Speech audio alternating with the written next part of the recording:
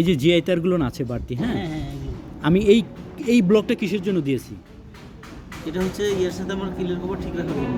কিসের clear cover? রডের। রডটার clear cover. হ্যাঁ। তো আমি যখন ব্লকটা দিছি তখন কি হয়েছে দেখেন, এখানে এই যে জিআই তারগুলো কোন লেভেলে আছে, নিচে নেমে যাচ্ছে ক্লিয়ার কভার। যখন কাস্টিংটা দেবো আরও কোথায় যাবে?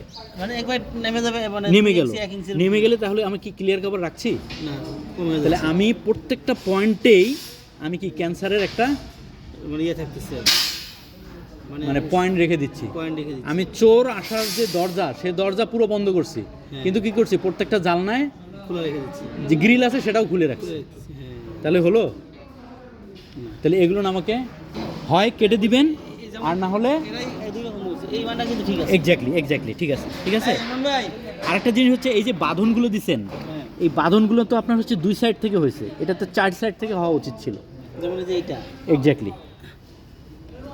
বুঝতে পারছি।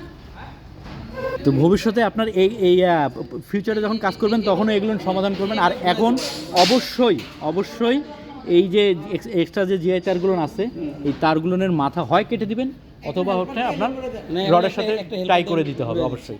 এটা কোনোভাবে মিসিং করবেন না। আচ্ছা, ওকে।